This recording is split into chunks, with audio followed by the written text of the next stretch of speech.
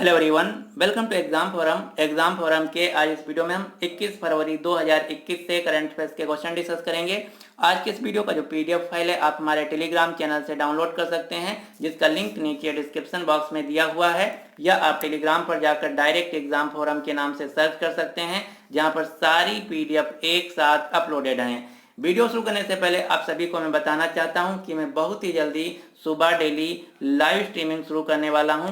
जैसे ही हमारे डेली के जो व्यूज हैं 2000 आने शुरू हो जाएंगे, हम तुरंत सुबह में लाइव स्ट्रीमिंग शुरू कर देंगे। तो आप सभी से अनुरोध है कि कम से कम अपने एक या दो दोस्तों को एग्जाम फोरम यूट्यूब चैनल के साथ जोड़ें। जैसे ही हमारे 2000 व्यूज पूरे होते हैं, हम तुरंत मॉर्निंग में लाइव स्ट्रीमिंग वीडियो का शुरू कर देंगे।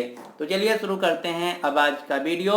आज का पहला क्वेश्चन है, प्रतिवर्ष सामाजिक न्याय का विश्व दिवस कब मनाया जाता है? तो प्रतिवर्ष सामाजिक न्याय के लिए विश्व दिवस मनाया जाता है 20 फरवरी को, यानी कि इस क्वेश्चन का सही आंसर है बी। और इसको इंग्लिश में कहते हैं world day of social justice.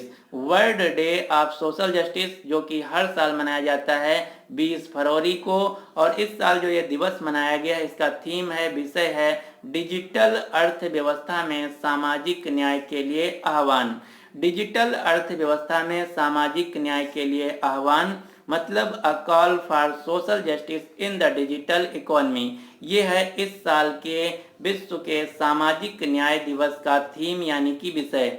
अब अगर आपसे क्वेश्चन पूछा जाए कि जो सामाजिक न्याय का विश्व दिवस है, जो कि हर साल 20 फरवरी को मनाया जाता है, ये किस संस्था के द्वारा मनाया जाता है? तो ये मनाया जाता है हर साल 20 फरवरी को अंतर्राष्ट्रीय श्रम संगठन के द्वारा। किसके द्वारा? अंतर्राष्ट्रीय श्रम संगठन के द्वारा मनाया जाता है। अंतर्राष्ट्रीय श्रम संगठन, जिसका मुख्यालय स्विट्जरलैंड के जिनेवा शहर में। वर्तमान में अंतर्राष्ट्रीय श्रम संगठन के हेड हैं, महानिदेशक हैं गाय राइडर। कौन? वर्तमान में गाय राइडर अंतर्राष्ट्रीय श्रम संगठन के हेड हैं, और इसकी स्थापना की गई थी 1919 में। भारत भी अंतर्राष्ट्रीय श्रम संगठन का एक सदस्य देश है, मेंबर देश है। अब आपको कुछ दिवस याद रखने हैं जो कि आपके हर एग्जाम में पूछे जाते हैं, इसीलिए मैंने इनका नाम दिया है बेशर्म दिवस। क्यों? क्योंकि ये ऐसे दिवस हैं आप ना चाहें फिर भी आपके एग्जाम में जरूर पूछे जाएंगे, इसीलिए मैंने इनका नाम दिया है बेशर्म दिवस। तो चलिए देख लेते हैं अब हम कुछ बेशर्म दिवस। जैसे पहला है राष्ट्रीय युवा दिवस। राष्ट्रीय युवा दिवस जो कि हर साल मनाया जाता है 12 जनवरी को। अगला है विश्व कैंसर दिवस, जो कि हर साल मनाया जाता है 4 फरवरी को। राष्ट्रीय विज्ञान दिवस, जो कि हर साल मनाया जाता है 28 फरवरी को। अंतर्राष्ट्रीय महिला दिवस मनाया जाता है हर साल 8 मार्च को। विश्व जल दिवस मनाया जाता है हर साल 22 मार्च को। इसी प्रकार से विश्व पृथ्वी दिवस हर साल मनाया जाता है 22 मई को। अंतर्राष्ट्रीय जैव विविधता दिवस मनाया जाता है 22 अप्रैल को। विश्व पर्यावरण दिवस मनाया जाता है 5 जून को। अंतर्राष्ट्रीय योग दिवस मनाया जाता है 21 जून को। इसी प्रकार से अगला है विश्व एड्स दिवस, जो कि हर साल मनाया जाता है 1 दिसंबर को। तो ये हैं कुछ दिवस जो कि आपके हर एग्जाम में पूछे जाते हैं, आपको इनको याद रखना है। अगला क्वेश्चन है 82 नंबर की जो राष्ट्रीय टेबल टेनिस चैंपियनशिप प्रतियोगिता है, इसमें महिला एकल का खिताब किसने जीत लिया है? तो हाल ही में राष्ट्रीय टेबल टेनिस चैंपियनशिप में महिला एकल का खिताब जीत लिया है मनिका बत्रा। किसने? मनिका बत्रा ने राष्ट्रीय टेबल टेनिस चैंपियनशिप की महिला एकल का खिताब जीत लिया है। मनिका बत्रा कौन है? तो आप ये जो फोटो में देख पा रहे हैं, ये हैं मनिका बत्रा, जो कि एक टेबल टेनिस खिलाड़ी हैं। मनिका बत्रा जो कि एक टेबल टेनिस खिलाड़ी हैं, इन्होंने हाल ही में राष्ट्रीय टेबल टेनिस चैंपियनशिप की महिला एकल का खिताब जीत लिया है। अब आपको कुछ क्वेश्चन याद रखना, जैसे मनिका बत्रा को इस साल दिया गया था राजीव गांधी खेल रत्न पुरस्कार। राजीव गांधी खेल रत्न पुरस्कार, जो कि भारत में खेल क्षेत्र में दिया जाने वाला सर्वोच्च पुरस्कार है। इस साल राजीव गांधी खेल रत्न पुरस्कार टोटल 5 खिलाड़ियों को दिया गया था। ये 5 खिलाड़ी कौन कौन से हैं? रोहित शर्मा को क्रिकेट के क्षेत्र में, एम थंगावेलु को पैरालंपिक खेलों में, मनिका बत्रा को टेबल टेनिस के क्षेत्र में, विनेश फोगाट को रेसलिंग के क्षेत्र में, रानी रामपाल को हॉकी में। ये हैं 5 खिलाड़ी जिनको इस साल दिया गया था राजीव गांधी खेल रत्न पुरस्कार, जिनमें से एक हैं मनिका बत्रा। मनिका बत्रा जो कि टेबल टेनिस खिलाड़ी हैं। राजीव गांधी खेल रत्न पुरस्कार जो कि भारत में खेल जगत में दिया जाने वाला सर्वोच्च पुरस्कार है, इसमें 25 लाख रुपए की धनराशि दी जाती है। कितने रुपए की? 25 लाख रुपए की धनराशि दी जाती है राजीव गांधी खेल रत्न पुरस्कार में। यहाँ पर बात की गई है टेबल टेनिस की, तो अब आपको कुछ टेबल टेनिस खिलाड़ियों के नाम याद रखने हैं जो कि बहुत ही महत्वपूर्ण है। क्यों? क्योंकि आपके एग्जाम में कभी भी क्रिकेट के खिलाड़ियों का नाम नहीं पूछता है। एग्जाम में अक्सर टेबल टेनिस या फिर शूटिंग या फिर तीरंदाजी या फिर हॉकी के संबंधित खिलाड़ियों के नाम पूछा जाता है। तो यहाँ पर मैंने कुछ भारतीय टेबल टेनिस खिलाड़ियों के नाम लिख रखा है, जैसे सत्यान गना शेखरन, अंचत शरत कमल, सौम्यजीत घोष, पलोमी घटक, अंकिता दास, नेहा अग्रवाल, मनिका बत्रा, मोमा दास, मानव ठक्कर। ये हैं भारत के वर्तमान में कुछ फेमस टेबल टेनिस खिलाड़ी। ये हैं टेबल टेनिस खिलाड़ी जिनका नाम आपको याद रखना है। एक बार फिर से रिपीट कर देते हैं। जी सत्यान, अंचत सरल कमल, सौम्यजीत घोष, पलोमी घटक, अंकिता दास, नेहा अग्रवाल, मनिका बत्रा, मोमा दास, मानव ठक्कर। ये हैं भारत के वर्तमान में सबसे ज्यादा फेमस टेबल टेनिस खिलाड़ी। अगर आपसे क्वेश्चन पूछा जाए कि वर्तमान में table tennis federation of India के अध्यक्ष कौन हैं, तो वर्तमान में table tennis federation of India के अध्यक्ष हैं दुष्यंत चौटाला। दुष्यंत चौटाला कौन है? आप ये जो फोटो में देख पा रहे हैं, ये हैं दुष्यंत चौटाला जो कि वर्तमान में हरियाणा राज्य के डिप्टी चीफ मिनिस्टर हैं, यानी कि हरियाणा राज्य के उप मुख्यमंत्री हैं दुष्यंत चौटाला, जिनकी पार्टी का नाम है जेजेपी पार्टी, जनता जननायक पार्टी।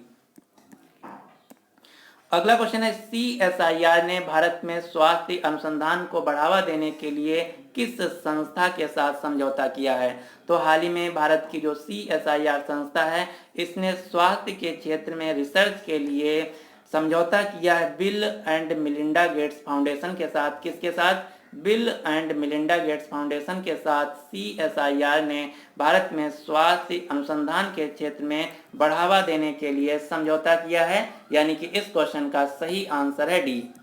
आप ये जो फोटो में देख पा रहे हैं, ये हैं बिल गेट्स और इनकी पत्नी मिलिंडा। इन्हीं दो के द्वारा एक NGO बनाया गया, एक संस्था बनाया गया है जिसका नाम है bill and Melinda Gates foundation, जो कि दुनिया के जो विकासशील देश हैं उन देशों को स्वास्थ्य के क्षेत्र में डोनेशन देने की एक संस्था है जिसका नाम है bill and Melinda Gates foundation, जो कि बनाई गई है बिल गेट्स तथा मिलिंडा जो कि उनकी पत्नी हैं। बिल गेट्स जो कि माइक्रोसॉफ्ट कंपनी के को फाउंडर हैं और बिल गेट्स वर्तमान में पूरी दुनिया के तीसरे नंबर के सबसे अमीर व्यक्ति हैं। अब यहाँ पर बात की गई है CSIR की, तो इसके बारे में हम जानते हैं कि CSIR क्या है। CSIR जिसका पूरा नाम है council of scientific and industrial research, वैज्ञानिक तथा औद्योगिक अनुसंधान परिषद। जो CSIR है भारत का सबसे बड़ा अनुसंधान एवं विकास संगठन है, यानी कि भारत में जो रिसर्च के लिए सर्वोच्च संस्था है ये है CSIR। पूरे भारत में CSIR की 38 राष्ट्रीय प्रयोगशालाएं हैं, जैसे CDRI, NBRI, नीरी। इस प्रकार से पूरे भारत में CSIR की 38 राष्ट्रीय प्रयोगशालाएं हैं। CSIR की स्थापना की गई थी 1942 में। CSIR का अध्यक्ष होता है भारत का प्रधानमंत्री जो कि वर्तमान में है नरेंद्र मोदी। CSIR के वर्तमान में महानिदेशक हैं, डायरेक्टर जनरल हैं शेखर सी मांडे। CSIR का मुख्यालय है नई दिल्ली। अब यहाँ पर मैंने आपको बताया है कि CSIR की पूरे भारत में 38 राष्ट्रीय प्रयोगशालाएं हैं, तो इनमें से आपको कुछ प्रयोगशालाओं के नाम याद रखने हैं। जैसे पहला है CFTRI, central food technological research institute, जिसे हम हिंदी में कहते हैं केंद्रीय खाद्य प्रौद्योगिकी अनुसंधान संस्थान। ये भी एक CSIR की प्रयोगशाला है और इसका मुख्यालय स्थित है कर्नाटक के मैसूर शहर में। ये क्वेश्चन RRB NTPC में पूछा गया था कि केंद्रीय खाद्य प्रौद्योगिकी अनुसंधान संस्थान का मुख्यालय कहाँ है, तो इसका राइट आंसर होगा कर्नाटक के मैसूर शहर में। अगला क्वेश्चन है CDRI, central drug research institute, केंद्रीय औषधि अनुसंधान संस्थान। ये भी एक CSIR की प्रयोगशाला है और वर्तमान में जो केंद्रीय औषधि अनुसंधान संस्थान है CDRI है, इसका मुख्यालय है उत्तर प्रदेश की राजधानी लखनऊ में। उत्तर प्रदेश की राजधानी लखनऊ में CDRI स्थित है। इसी प्रकार से अगली प्रयोगशाला है CLRI, central leather research institute, केंद्रीय चमड़ा अनुसंधान संस्थान। जो केंद्रीय चमड़ा अनुसंधान संस्थान है ये है चेन्नई में स्थित। कहाँ? तमिलनाडु की राजधानी चेन्नई में केंद्रीय चमड़ा अनुसंधान संस्थान स्थित है। इसी प्रकार से अगला है नेशनल इंस्टीट्यूट ऑफ ओशेनोग्राफी, राष्ट्रीय समुद्र विज्ञान संस्थान, जो कि स्थित है गोवा राज्य में। अगला है central institute of mining and fuel research, केंद्रीय खनन एवं ईंधन अनुसंधान संस्थान, जो कि स्थित है कहाँ पर स्थित है? ये स्थित है आपका धनबाद में। धनबाद जो कि वर्तमान में झारखंड राज्य में स्थित है। तो आपको याद रखना है केंद्रीय खनन एवं ईंधन अनुसंधान संस्थान, जिसका मुख्यालय है धनबाद शहर में। तो ये हैं कुछ प्रयोगशालाएं जो कि CSIR के अंतर्गत आते हैं। अगला क्वेश्चन है हाल ही में मध्य प्रदेश के किस शहर का नाम बदल दिया गया है? तो हाल ही में मध्य प्रदेश के होशंगाबाद शहर का नाम बदल दिया गया है, यानी कि इस क्वेश्चन का सही आंसर है A। अब आपको पता होना चाहिए कि होशंगाबाद का नया नाम क्या रखा गया है। तो होशंगाबाद का नाम बदलकर इसका नया नाम रखा गया है नर्मदापुरम। क्या रखा गया है? होशंगाबाद का नाम बदलकर इसका नया नाम रखा गया है नर्मदापुरम। और मैंने आपको कल बताया था कि जो IPL की टीम है किंग्स 11 पंजाब, किंग्स 11 पंजाब ने अपना नाम बदलकर नया नाम कर दिया है पंजाब किंग्स। पंजाब किंग्स नया नाम है किंग्स 11 पंजाब IPL टीम का। यहाँ पर बात की गई है नर्मदापुरम की। नर्मदापुरम जो कि होशंगाबाद का नया नाम है। जो नर्मदापुरम शहर है जो कि होशंगाबाद का नया नाम है, ये नर्मदा नदी के किनारे स्थित है और नर्मदा नदी को मध्य प्रदेश तथा गुजरात की जीवन रेखा कहा जाता है। नर्मदा नदी को मध्य प्रदेश तथा गुजरात राज्य की जीवन रेखा कहा जाता है और इसी नर्मदा नदी पर स्थित है सरदार सरोवर बांध, जो कि गुजरात राज्य में स्थित है। कहाँ पर? गुजरात राज्य में सरदार सरोवर बांध स्थित है, जो कि नर्मदा नदी पर स्थित है।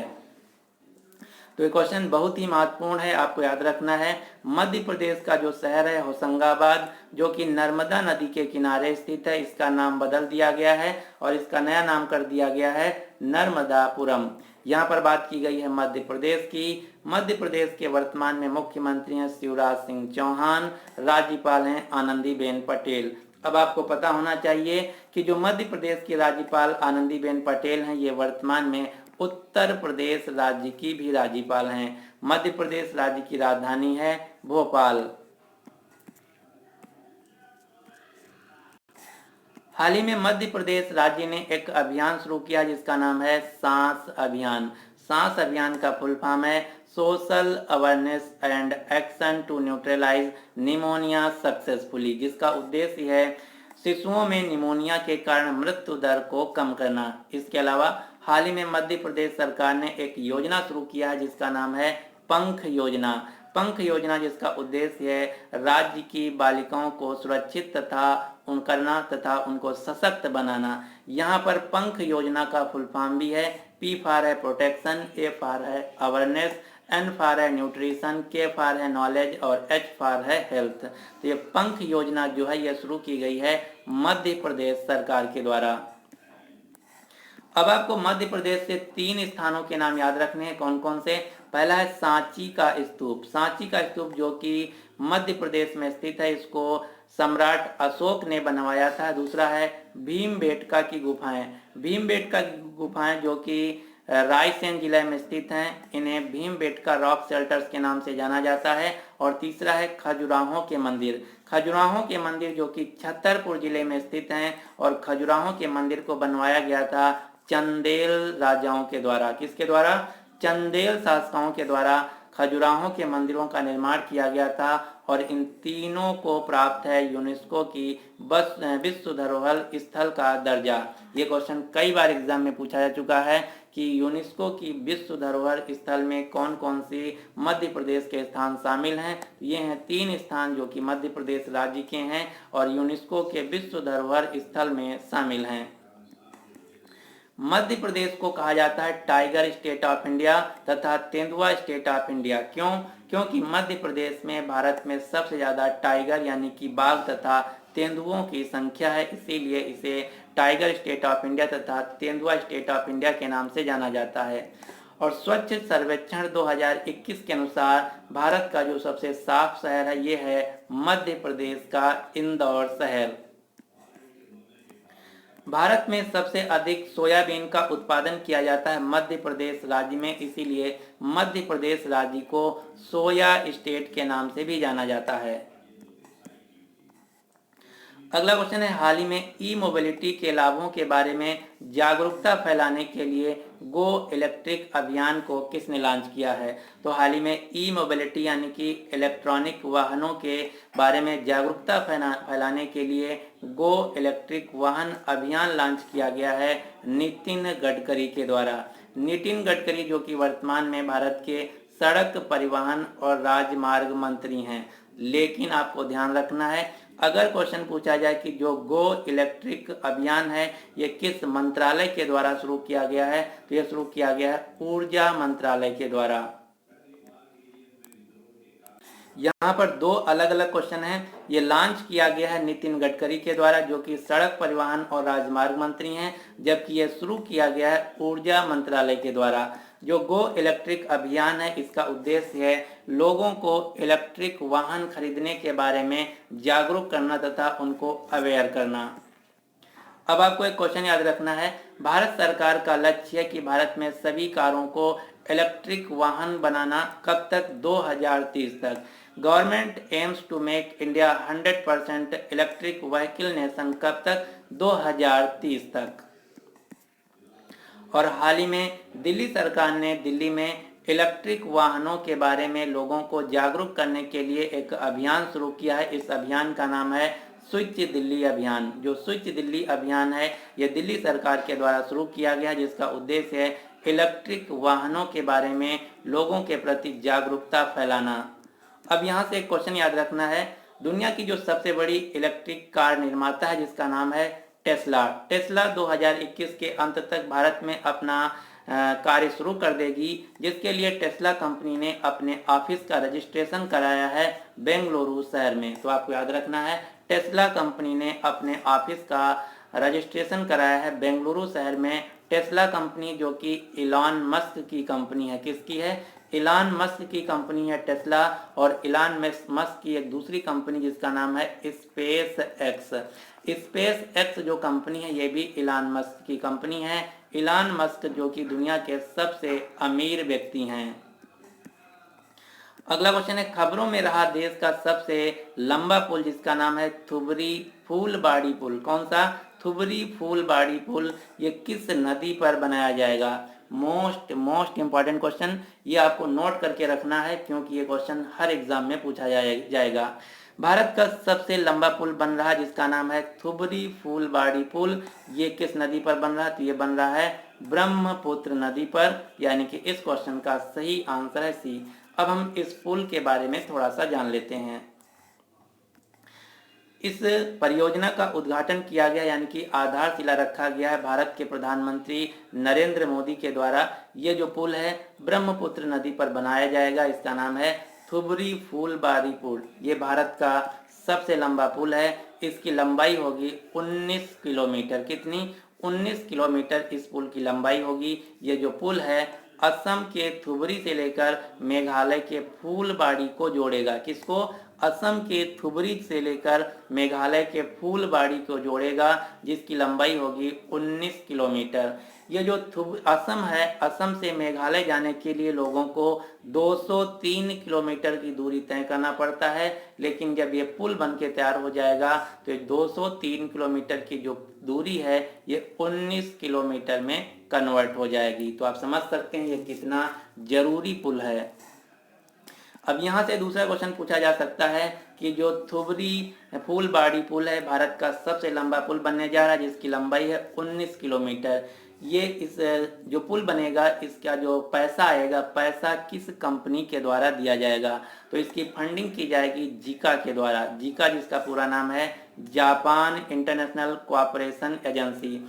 जापान की एक सरकारी एजेंसी है जिसका नाम है Japan international cooperation agency Zika. यही वो संस्था है जिसको इस पुल बनाने में इस संस्था के द्वारा पैसा दिया जाएगा लोन के तौर पर। दूसरा क्वेश्चन यहाँ से पूछा जा सकता है कि ये जो पुल है ये किस कंपनी के द्वारा बनाया जाएगा? तो ये पुल बनाया जाएगा NHIDCL यानी कि national highway and infrastructure development cooperation limited company के द्वारा, जो कि भारत सरकार की एक कंपनी है। तीसरा क्वेश्चन यहाँ से पूछा जाएगा कि ये जो पुल है कितने लागत से बन रहा है? तो ये पुल बन रहा है 4,997 करोड़ यानी कि लगभग 5,000 करोड़ की लागत से जो भारत का सबसे लंबा पुल है, जिसकी लंबाई होगी 19 किलोमीटर ये बनेगा। ये असम को मेघालय राज्य से जोड़ेगा।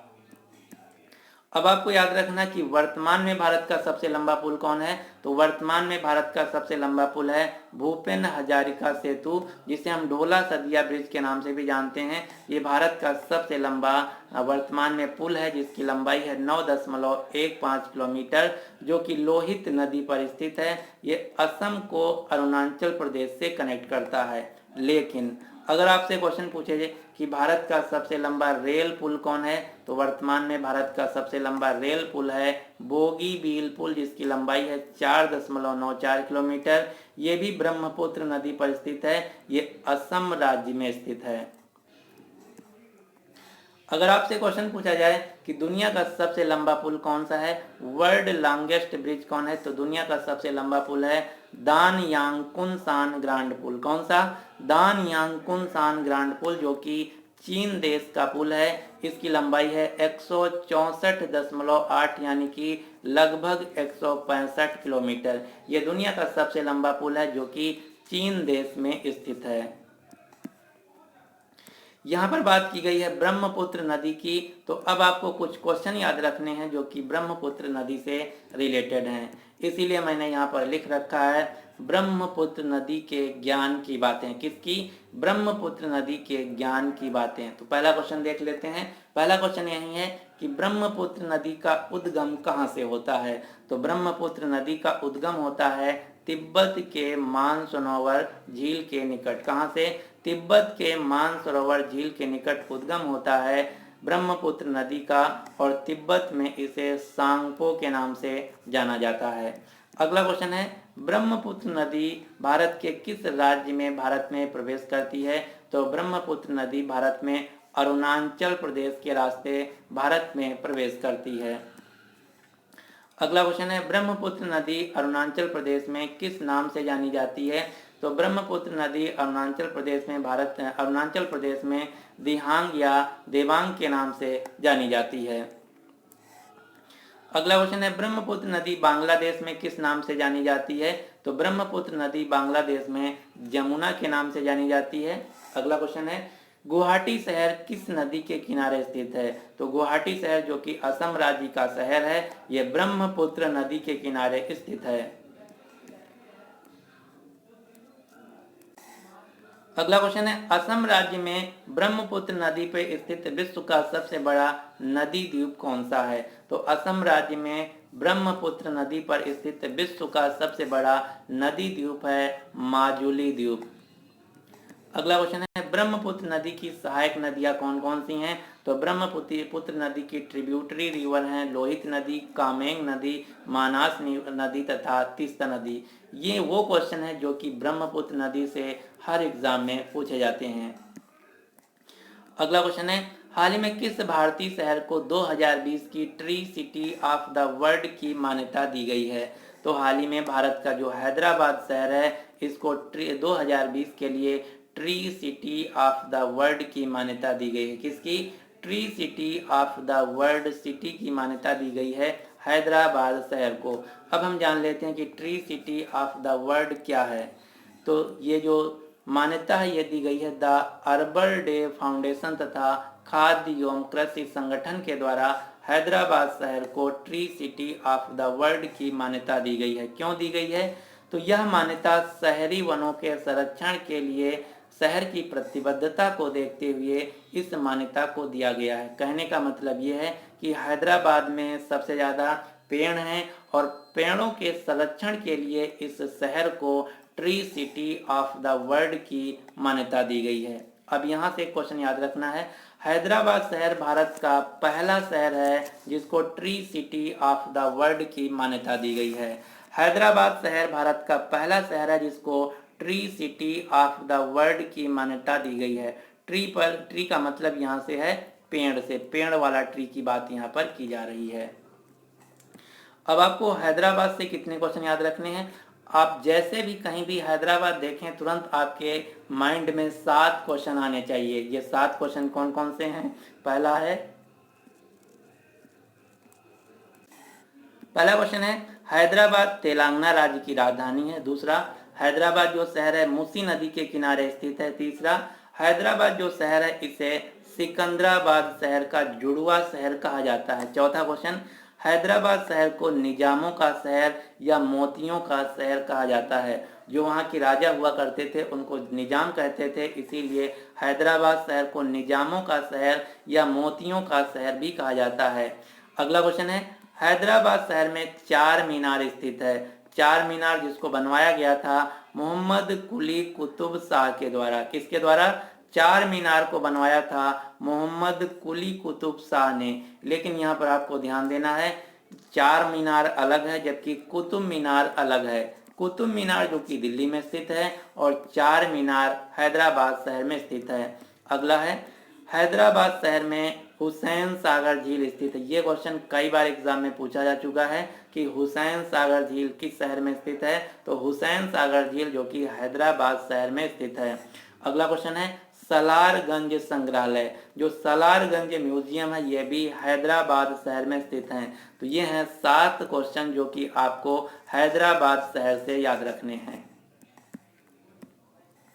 अगला क्वेश्चन है हाल ही में संदेश नामक एक त्वरित मैसेजिंग ऐप किस कंपनी के द्वारा लॉन्च किया गया है? तो हाल ही में एक स्वदेशी संदेश नामक एक मैसेजिंग ऐप शुरू किया गया है। किसके द्वारा? NIC के द्वारा। NIC क्या है?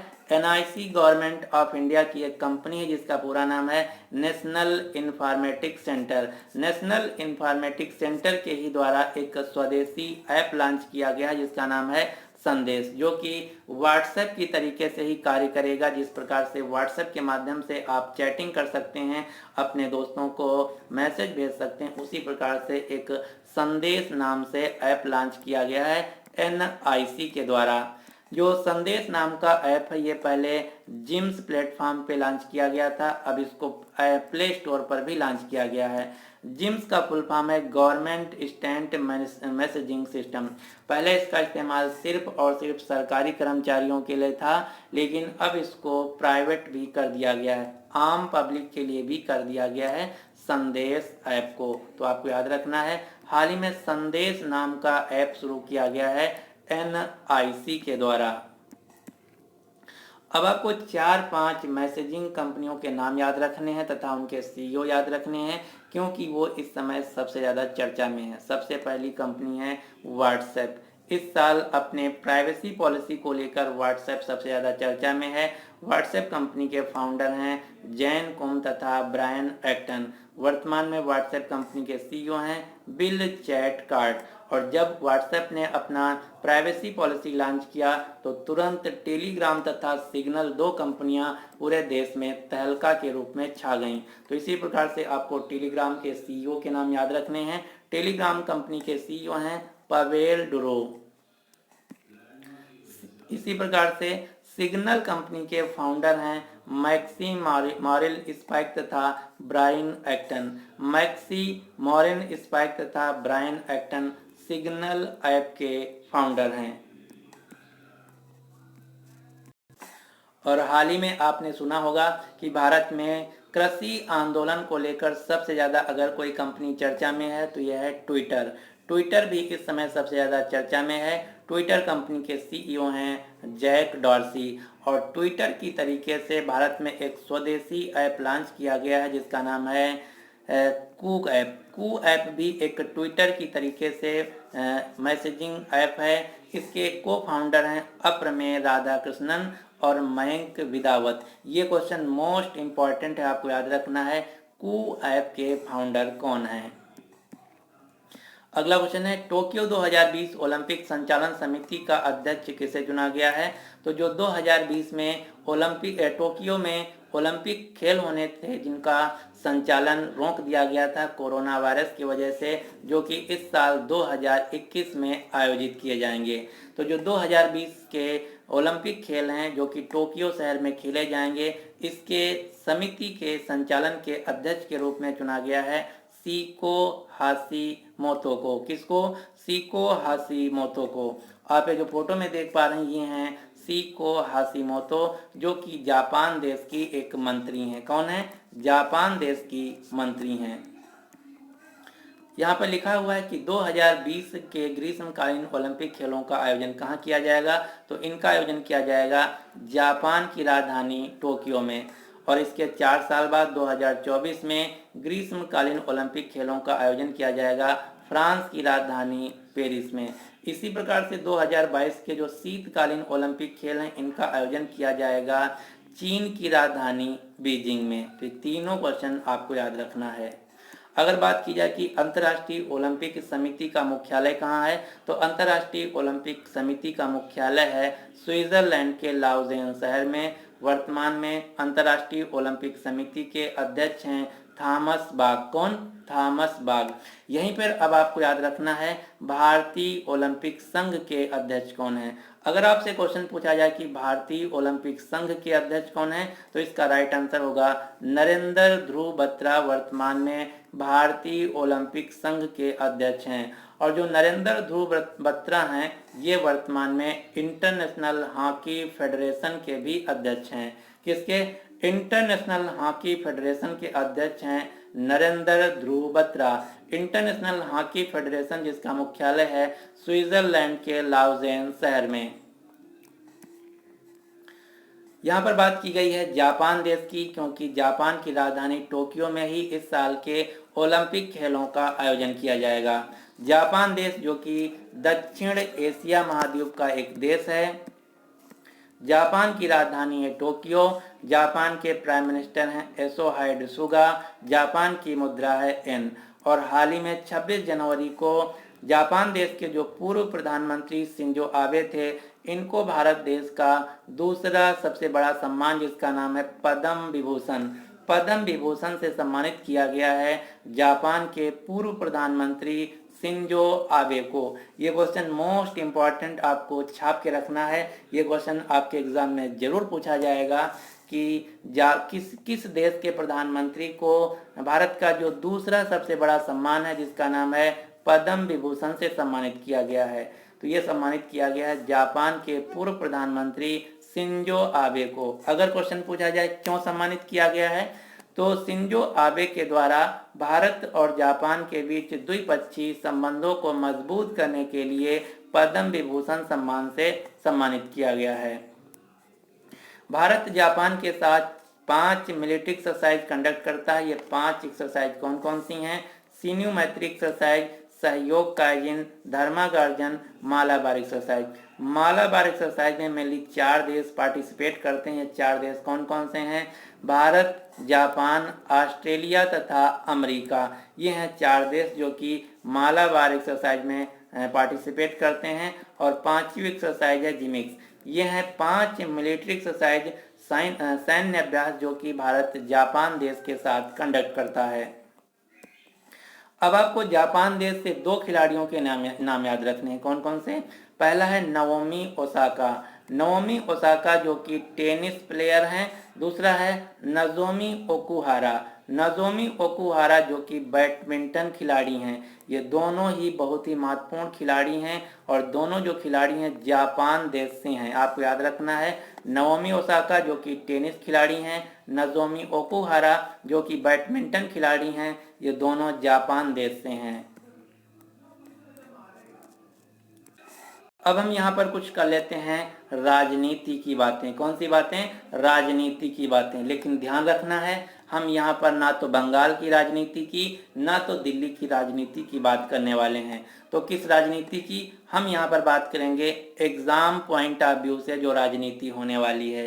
तो यहाँ पर हम देखेंगे भारत में चुनाव लड़ने की जो न्यूनतम आयु है ये क्या होनी चाहिए। तो भारत में चुनाव लड़ने की न्यूनतम आयु है राष्ट्रपति के लिए 35 वर्ष, उपराष्ट्रपति के चुनाव लड़ने की आयु है 35 वर्ष, लोकसभा यानी कि जो सांसद का चुनाव होता है मेंबर ऑफ पार्लियामेंट के लिए न्यूनतम आयु है 25 वर्ष, राज्यसभा के सांसद के चुनाव लड़ने की न्यूनतम आयु है 30 वर्ष, विधानसभा के चुनाव लड़ने की न्यूनतम आयु है 25 वर्ष, विधान परिषद के चुनाव लड़ने की न्यूनतम आयु है 30 वर्ष और किसी भी निकाय का मतलब है प्रधान का चुनाव या फिर पार्षद का चुनाव। जो शहरों में पार्षद का चुनाव होता है तथा गांवों में जो प्रधान का चुनाव होता है उसे हम बोलते हैं निकाय का चुनाव। तो निकाय का चुनाव लड़ने के लिए न्यूनतम जो आयु है ये होनी चाहिए 21 वर्ष। अब आपको दो क्वेश्चन याद रखना है जो कि इस समय ट्रेंडिंग में है। ये दो क्वेश्चन कौन कौन से हैं? हाल ही में भारत की सबसे युवा मेयर यानी कि महापौर कौन बनी है? तो हाल ही में भारत की सबसे युवा मेयर बनी है आर्य राजेंद्रन। ये कहाँ की हैं? तो ये आर्य राजेंद्रन जो हैं ये केरल के तिरुअनंतपुरम की मेयर बनी हैं, जो कि भारत की सबसे युवा मेयर हैं। इनकी उम्र है 21 साल और ये वर्तमान में बीएससी सेकेंड ईयर की स्टूडेंट हैं। आप सोचिए, आप पढ़ाई कर चुके होंगे, 2-3 साल हो गया होगा शायद, आप तैयारी कर रहे होंगे, लेकिन जो आर्य राजेंद्रन हैं ये भारत की बन गई सबसे युवा मेयर। तो आपको याद रखना है, भारत की सबसे युवा मेयर बनी है आर्य राजेंद्रन। कहाँ से? तिरुअनंतपुरम से, जिनकी आयु है 21 साल और ये वर्तमान में बीएससी सेकेंड ईयर की पढ़ाई कर रही हैं। इसी प्रकार से जो इस साल की जो 17वीं लोकसभा थी, जो कि 2019 के लोकसभा के चुनाव हुए थे, उसमें भारत की सबसे युवा सांसद बनी थी चंद्राणी मुर्मू। ये कहाँ से चुनाव लड़ी थी? तो ये चुनाव लड़ी थे उड़ीसा के क्योंझार लोकसभा सीट से। इनकी उम्र थी 25 साल 11 माह। लोकसभा का चुनाव लड़ने के लिए उम्र होना चाहिए 25 साल और इनकी आयु थी जिस समय इन्होंने चुनाव जीता था 25 साल 11 माह। तो ये हैं भारत की सबसे युवा सांसद जिनका नाम है चंद्राणी मुर्मू। और ये जो चंद्राणी मुर्मू हैं ये बीटेक पास आउट किया था और इनका बीटेक का रिजल्ट नहीं आया था, उससे पहले इनका सांसद का रिजल्ट आ गया था। तो पता नहीं इन्होंने अपना बीटेक का रिजल्ट देखा या नहीं देखा, लेकिन ये अपने बीटेक के रिजल्ट से पहले बन गई थी भारत की सबसे युवा सांसद जिनका नाम है चंद्राणी मुर्मू। तो ये थे आज के हमारे करंट अफेयर्स के क्वेश्चन। आपको वीडियो कैसा लगा? अगर आपको वीडियो पसंद आया तो प्लीज़ इस वीडियो को लाइक कीजिए तथा अपने सभी दोस्तों के साथ इस वीडियो को शेयर कीजिए। और आप सभी को मैं फिर से बता दूं, मैं बहुत ही जल्दी लाइव स्ट्रीमिंग शुरू करने वाला हूं, तो आप सभी लोग कम से कम अपने 1 या 2 दोस्तों को एग्ज़ाम फोरम यूट्यूब चैनल के बारे में बताएं, जिससे कि जो हमारे व्यूज़ हैं टोटल डेली के व्यूज़ 2000 पहुँच जाएँ और तुरंत हम लाइव स्ट्रीमिंग शुरू कर दें। अगर आपने अभी तक हमारे चैनल एग्जाम फोरम को सब्सक्राइब नहीं किया है तो इसको सब्सक्राइब करके ऑल वाले नोटिफिकेशन बेल को ऑन कर लीजिए, ताकि इसी प्रकार से आपको डेली एग्जाम फोरम का नोटिफिकेशन मिलता रहे। So finally thanks for watching exam forum.